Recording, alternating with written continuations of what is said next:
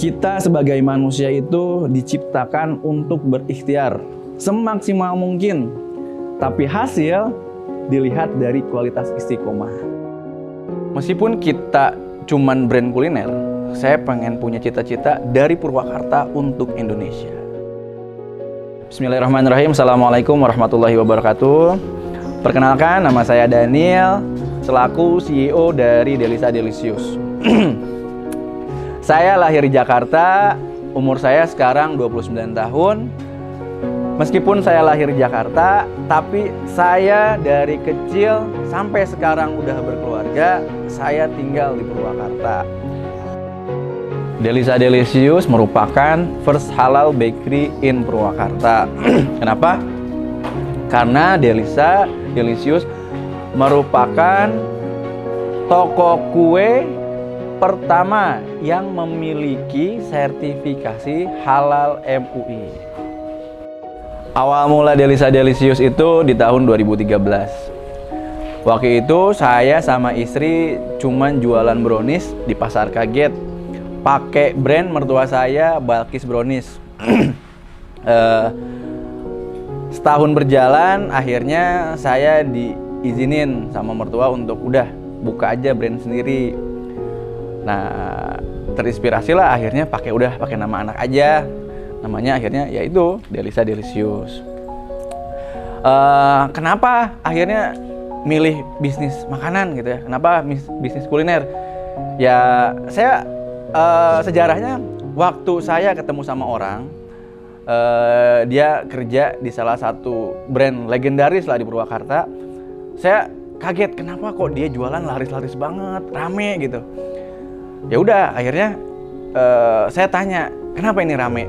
Ya dia bilang, simpel katanya, kalau makanan enak itu konsumen pasti balik lagi. Waduh, kata saya tuh, saya berarti harus jualan produk yang makanan yang enak.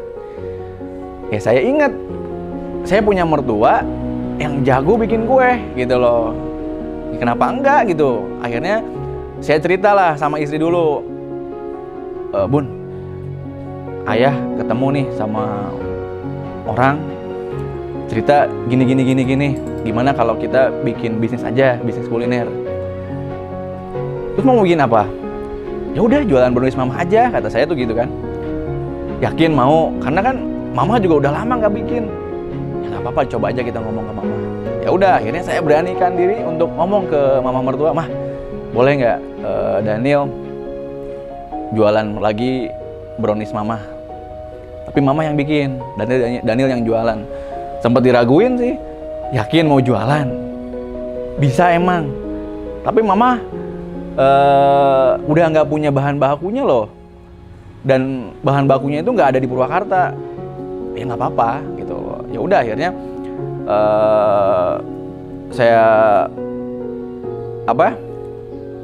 saya ngumpulin modal dulu. Itu pun modalnya itu tabungan saya terakhir plus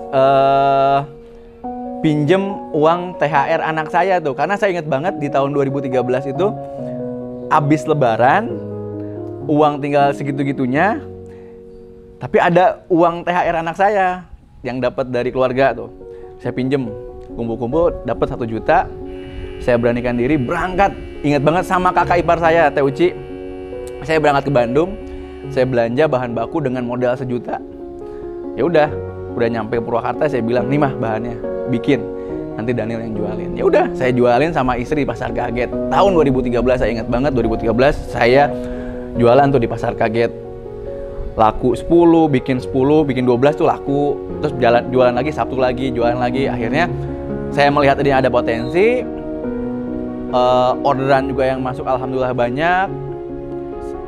Jalan setahun, ibu mertua saya ngasih ide, udahlah kamu jualan pakai brand sendiri aja, katanya.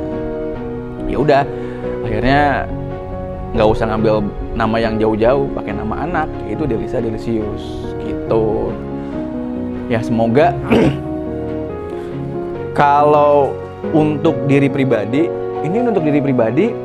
ya semoga saya bisa bermanfaat untuk banyak orang, maupun yang orang-orang di sekitar saya, maupun yang di luar sana gitu loh. Terus kalau untuk secara secara lingkup luar, saya punya tagline buat Delisa sendiri. Ke teman-teman saya menegaskan bahwa meskipun kita cuman brand kuliner, saya pengen punya cita-cita dari Purwakarta untuk Indonesia. Alhamdulillah akhirnya dulu saya cuman berdua sama istri.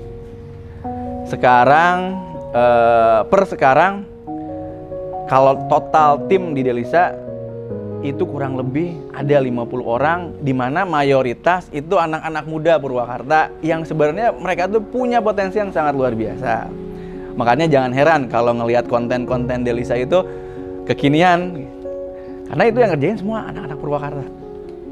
Pengalaman berkesan selama bisnis ini, justru berkesannya itu menurut saya merasa ketika bisnis ini di umur 6 tahun, justru awal pandemi itu ya. Hikmahnya pandemi buat saya justru membuat mindset saya berubah. Yang tadinya fokus hanya di online, saya tidak memikirkan outlet harus bagus.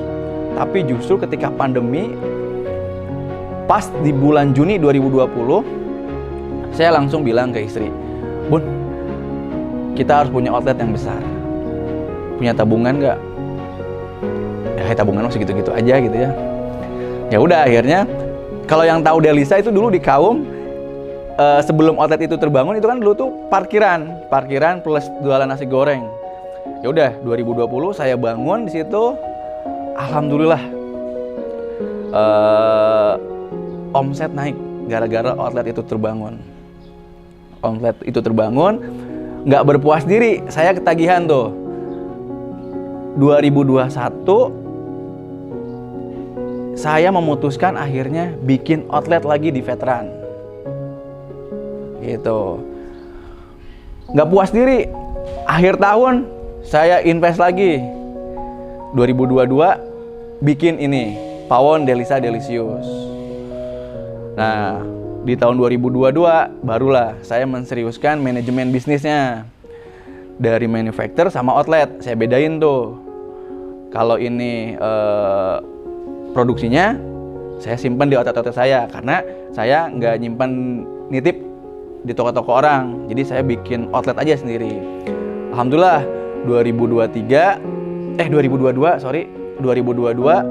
Delisa ditutup, kita punya 6 outlet.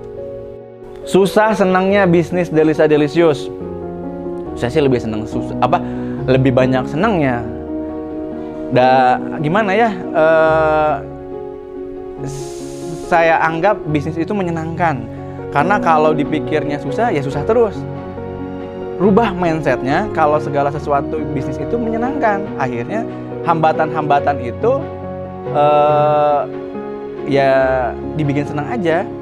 Karena nih, banyak orang yang takut bisnis itu takut rugi. Pasti itu, ya nggak? Takut rugi. Tapi harusnya sebenarnya gini, bisnis itu pasti karena dalam bisnis itu kan ada resiko rugi. Nah kalau saya itu dirubah polanya. Bisnis itu pasti rugi, resikonya kaya. Jadi udah nggak takut tuh sama kerugian. Mau itu produknya misalkan nggak laku, mau produknya ternyata gagal produksi, ya ternyata resiko pun punya tim yang emang ada yang nggak amanah, ya itu resiko-resiko bisnis gitu loh. Tapi sejauh ini saya ngebangun bisnis Delisa, kesulitannya mungkin hanya di SDM aja sih. Karena bagaimanapun ketika kita udah punya tim, menyatukan visi dan misi itu butuh tantangan atau effort yang emang sistem yang kita harus terus menerus upgrade gitu loh. Gitu aja, tapi jangan berputus asa gitu. Teman-teman mau bisnis ataupun sebagai pekerja sebenarnya sama aja gitu loh. Kalau semuanya jadi pebisnis, siapa yang kerja? Kalau semuanya milih pekerja, siapa yang bisnis? Jadi semuanya simbiosis mutualisme. Pesan untuk anak-anak muda di Purwakarta, nggak banyak, saya cuma bisa ngomong, kita sebagai manusia itu diciptakan untuk berikhtiar semaksimal mungkin, tapi hasil dilihat dari kualitas istiqomah. Apa itu? Jadi kita tuh harus bergerak terus, tapi untuk hasil nanti dilihat dari kualitasnya itu. Saya Daniel, CEO Delisa Delisius. Terima kasih. Stay tune terus di Purwakarta Muda Bicara.